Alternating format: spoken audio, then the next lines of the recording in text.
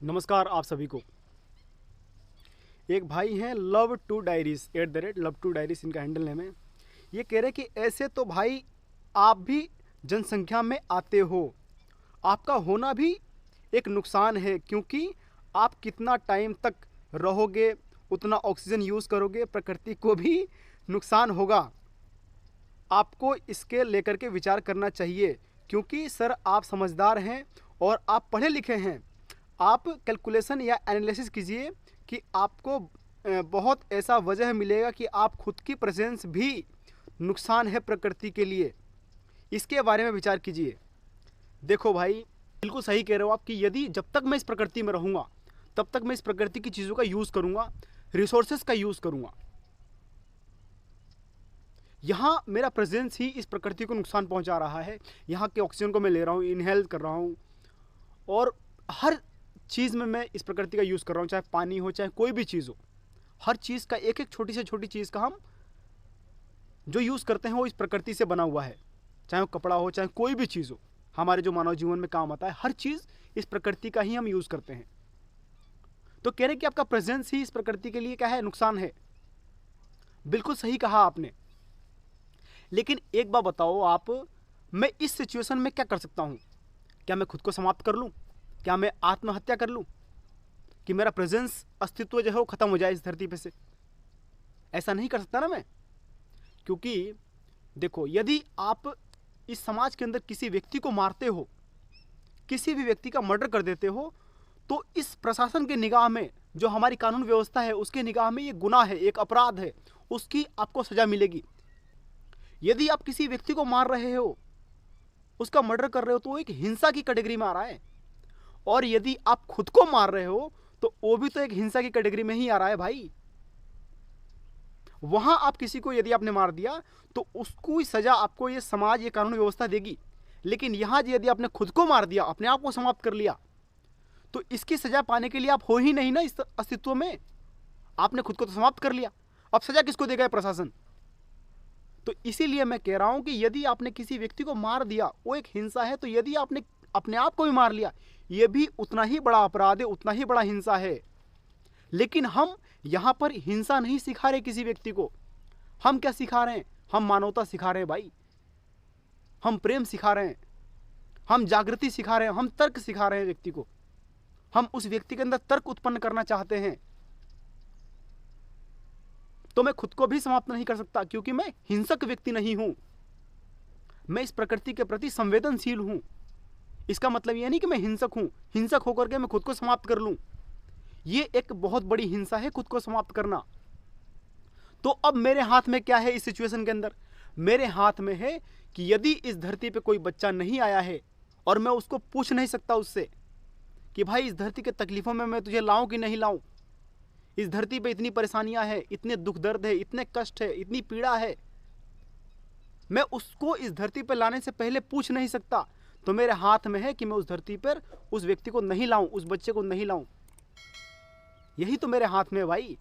मैं खुद को समाप्त नहीं कर सकता, लेकिन मैं किसी को आने से तो रोक सकता हूं ना, मेरे थ्रू।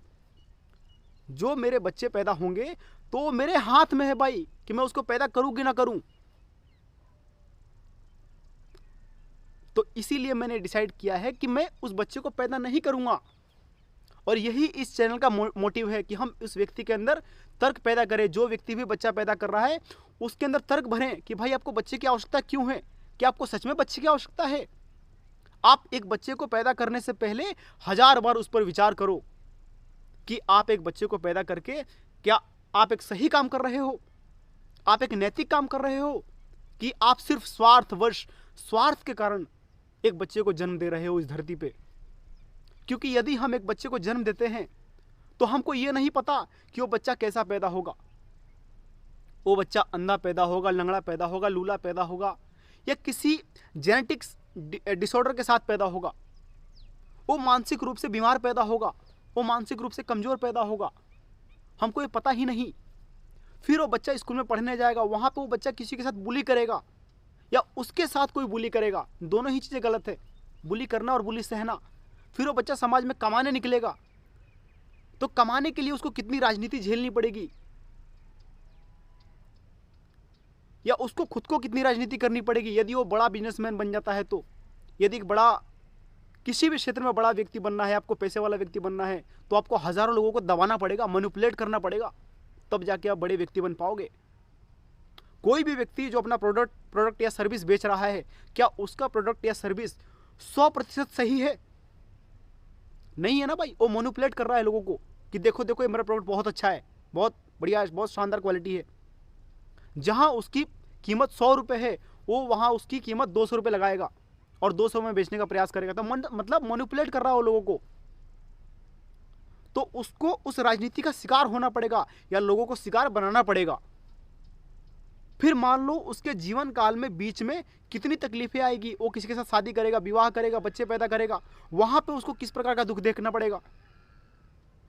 उस बच्चे को मान लो बीच में कोई गंभीर बीमारी हो गई, कैंसर हो गया या किसी भी प्रकार का कोई गंभीर बीमारी हो गया, या मान लो उस व्यक्ति ने अपने हाथ पैर गंवा दिए एक्सीडेंट के अंदर, कोई दुर्घटना के अंदर उस व्यक्ति ने अपने हाथ गंवा दिए, पैर गंवा दिए या शरीर का कोई अंग गंवा दिया, आंखें गंवा दी, तो उसका पूरा जीवन अपंगता में बीतेगा। पूरे जीवन भर वो व्यक्ति गिल्ट में ही जिएगा और ये समाज उसको याद दिलाता रहेगा कि तू लंगड़ा है, तू अंधा है, तू लूला है, तू गूंगा है। भाई उसको याद दिलाता रहेगा समाज। ये सारी चीजें झेलने के बाद यदि वो बच्चा बुढ़ापे की तरफ बढ़ता है तो बुढ़ापा एक निश्चित दुख है। मान लो ये सारी चीजें से बच्चा बच भी गया तो बुढ़ापे में तो उसको दुख देखना ही पड़ेगा। जब बुढ़ापे के अंदर एक व्यक्ति का हाथ काम नहीं करता, पैर काम नहीं करता, वो बच्चा अपने पलंग पे ही, वो व्यक्ति अपने पलंग पे ही पेशाब कर देता है, टॉयलेट कर देता है भाई, तो उस दुख को उसको झेलना पड़ेगा। फिर बीच में जो उसके करीबी लोग हैं उसको मरते हुए देख रहा है, जो उसके माता है, पिता है, उसके बच्चे हैं, उसको भी तो वो बिछड़ते हुए देख रहा है खुद से। लेकिन ये सारी चीज़ें देखने के बाद भी इंसान एक बच्चे पैदा करता है। जानते हो क्यों? क्योंकि वो व्यक्ति स्वार्थी है। वो व्यक्ति चाहता है कि मेरा जो बच्चा पैदा होगा, जो सपने मैंने पूरे नहीं किए, वो सपने मैं उस बच्चे के थ्रू पूरे करवाऊंगा। कि देख मैं क्रिकेटर बनना चाहता था, मैं बन नहीं पाया, अब ऐसे कर, तू बल्ला पकड़ और तू रात दिन प्रैक्टिस कर, तू मेरा सपना पूरा कर। देख मैं एक डॉक्टर बनना चाहता था, मैं तो बन नहीं पाया भाई, अब ऐसे कर, तू पढ़ाई कर ढंग से, तुझे डॉक्टर बनना पड़ेगा। मैं आईएएस बनना चाहता था, मैं नहीं बन पाया भाई, अब तू बन भाई आईएएस, तू बन के दिखा। क्यों? क्योंकि यदि तू बन जाएगा तो मेरा समाज के अंदर क्या होगा, नाक ऊंची हो जाएगी भाई, कि देखो एक डॉक्टर का बेटा जा रहा भाई, इसका बच्चा आई क्रिकेटर है नेशनल लेवल पे या इंडिया टीम में खेल रहा है। तो मैं ये चीजें गलत नहीं बता रहा, लेकिन मैं ये बता रहा हूं कि आपको, आप अपने सपनों को किसी के ऊपर थोप रहे हो जबरदस्ती, और इस समाज के अंदर अपनी नाक ऊंची करने के लिए एक बच्चे को पैदा कर रहे हो, और प्लस आपको इस बात का डर है कि बुढ़ापे में मेरा सेवा कौन करेगा, मेरी देखरेख कौन करेगा भाई। तो उस बच्चे को एक सर्वेंट के रूप में पैदा कर रहे हो कि बुढ़ापे में मेरे ये काम आएगा भाई। या मान लो मेरी किसी से लड़ाई झगड़ा हो गया, किसी से मेरी अनबन हो गई, मेरी दुश्मनी हो गई, तो उस समय मेरे साथ कंधे से कंधा मिला करके मेरा ये बच्चा काम आएगा, मेरा बच्चा खड़ा रहेगा। तो यदि आप शुरू से लेकर के एंड तक देखो तो ऐसा एक भी कारण नहीं जहां पे स्वार्थ छुपा हुआ नहीं है। एक माता पिता जो बच्चे को जन्म देते हैं, वो शुरू से लेकर एंड तक उस बच्चे के पूरे जीवन से स्वार्थ की ही कामना करते हैं। तो बच्चा पैदा होता है तो उसकी नटखटपन, शरारतें, मस्ती, इस चीज का मजा लेता है पूरा परिवार, ये समाज। फिर बच्चा बड़ा होता है, उसके ऊपर सपने थोपते हैं, उसको जबरदस्ती स्कूल भेजते हैं, जबरदस्ती उसको उठाएंगे सवेरे सवेरे कि जा, उठ जा भाई, उठ जा, जा पढ़ाई कर, भले उसकी इच्छा ही नहीं है जाने की, जबरदस्ती भेज रहे हैं। क्यों? क्योंकि उसको समाज में एक अच्छा नागरिक बनाना है, उसको एक अच्छा व्यक्ति बनाना है, जिससे तुम अपनी नाक ऊंची कर सको कि देखो मेरा बेटा कितना अच्छा है, देखो मेरा बेटा आईएएस बन गया, कलेक्टर बन गया, आईआईटी से इंजीनियर बन गया, एम्स में डॉक्टर है भाई मेरा बच्चा। ये सारी चीजें करके तुम इस समाज के अंदर अपनी नाक ऊंची करना चाहते हो, और सिर्फ स्वार्थ ही ऐसा कारण है, स्वार्थ ही वो कारण है जिसकी वजह से आप बच्चा पैदा कर रहे हो। यदि आप उस बच्चे को पैदा करने के लिए आपके पास सारे संसाधन है, सारी सुविधाएं हैं, आप उस बच्चे को अच्छा जीवन दे सकते हो, सब कुछ कर सकते हो, लेकिन फिर भी आप उस बच्चे के दुख दर्द को तो कम नहीं कर सकते ना। उस बच्चे के जीवन में यदि कोई बीमारी हो गई तो उसको आप कैसे दूर करोगे? जो उसका दर्द है उसको उसी बच्चे को सहना पड़ेगा, आप सह नहीं पाओगे। यदि एक बच्चा किसी बीमारी से इंजर्ड हो गया, या उसका हाथ कट गया, पैर कट गया, या कोई उसका एक्सीडेंट हो गया, तो उसका दर्द आप ले लोगे क्या? नहीं ले पाओगे ना। उसका दर्द उसी बच्चे को सहना पड़ेगा। फिर बुढ़ापे में हो सकता है कि आप उस बच्चे से पहले इस धरती से चल जाओ, तो उस बच्चे का बुढ़ापा कैसा बीत रहा है आपको पता है क्या? वो बुढ़ापे में वो बच्चा पलंग पे लेट करके बुढ़ापे में टॉयलेट कर रहा है पलंग के ऊपर, उसको कौन पूछ रहा है, कौन पूछ नहीं रहा, ये आपको पता है उसका जीवन कैसा होने वाला है? तो मुझे लगता है कि जो भी माता पिता इस धरती पे बच्चा पैदा कर रहे हैं, वो सिर्फ जुआ खेलते हैं बच्चे को पैदा करके। उनको पता ही नहीं कि वो बच्चा कैसा बनेगा। वो बच्चा रेपिस्ट बनेगा, वो बच्चा आतंकवादी बनेगा, वो बच्चा एक हिटलर बन जाएगा, वो बच्चा कैसा बनेगा उनको पता ही नहीं भाई।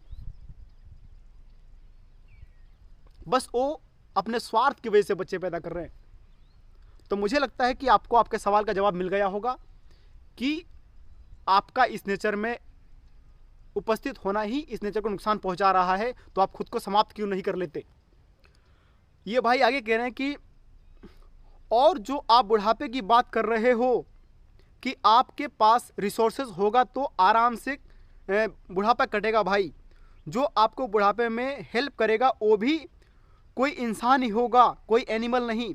और दूसरी बात, और सब पैसे वाले होंगे, सबका रिसोर्सेज होगा, तो तुम्हारे बुढ़ापे का सर्वेंट कौन बनेगा?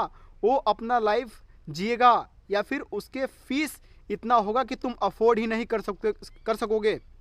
तुम अपना रिसोर्स के लिए, अपनी ज़रूरत के लिए प्रकृति का कितना नुकसान होगा। क्या ये सेल्फिश नेचर नहीं है? देखो मेरे भाई, पहली बात तो मैंने कभी भी किसी भी वीडियो में ये नहीं बोला कि मैं बुढ़ापे में किसी सर्वेंट को रखूँगा या बुढ़ापे में किसी व्यक्ति से सेवा करवाऊँगा।